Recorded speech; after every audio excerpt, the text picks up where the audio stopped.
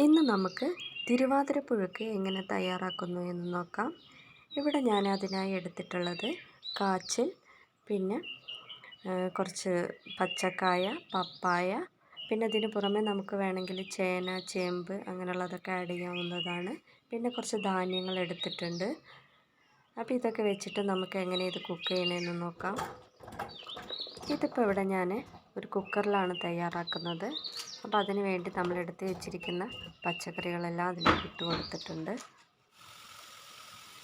ഇനി നമുക്ക് പച്ചക്കറികൾ മുങ്ങി നിൽക്കാൻ പാകത്തിന് വെള്ളം ഒഴിച്ചു കൊടുക്കുക. എന്നിട്ട് അതിലേക്ക് ആവശ്യത്തിന് ഉപ്പും അതുപോലെ കുറച്ച് മഞ്ഞൾപ്പൊടി, മുളക് പൊടിയും ചേർത്ത് കൊടുക്കുക.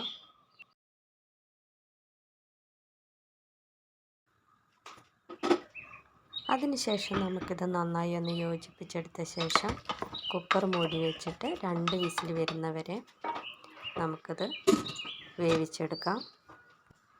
ഈ സമയം തന്നെ നമുക്ക് വേറൊരു കുക്കർ വെച്ചിട്ട് ധാന്യങ്ങളിട്ട ശേഷം അത് വേവിച്ചെടുക്കാം.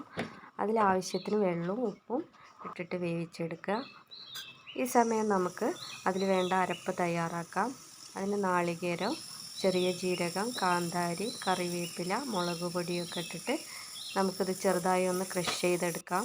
നമ്മൾ അവിയലിനൊക്കെ അരച്ചെടുക്കൂലേ, അതുപോലെ ഇതൊന്ന് ക്രഷ് ചെയ്തെടുക്കാം.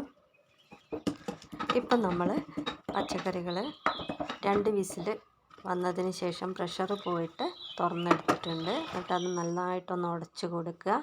അതിലേക്ക് നമ്മൾ വേവിച്ച ധാന്യങ്ങളും അതിലേക്ക് ഇട്ട് കൊടുത്തിട്ടുണ്ട്. പിന്നെ നമ്മൾ അതിൽ അരച്ച് വെച്ച അരപ്പിട്ട് കൊടുക്കുകയാണ്.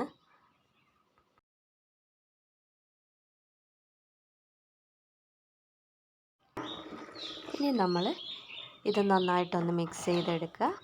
എന്നിട്ട് അതിലേക്ക് നമ്മൾ കുറച്ച് കറിവേപ്പിലയും പിന്നെ കുറച്ച് പച്ച വെളിച്ചെണ്ണയും ഒഴിച്ചു കൊടുത്തിട്ട് അത് നന്നായിട്ടൊന്ന് മിക്സ് ചെയ്തെടുത്ത ശേഷം നമുക്ക് സ്റ്റൗ ഓഫാക്കി എടുക്കാം. ഇപ്പം നമ്മുടെ രുചികരമായ പുഴുക്ക് തയ്യാറായി കഴിഞ്ഞു. ധനുമാസത്തിലെ തിരുവാതിര ദിവസം നല്ല തണുപ്പായിരിക്കും എന്ന് പറയും. പിന്നെ നമ്മുടെ സ്ഥലം കൂടല്ലൂരാണ് കേട്ടോ.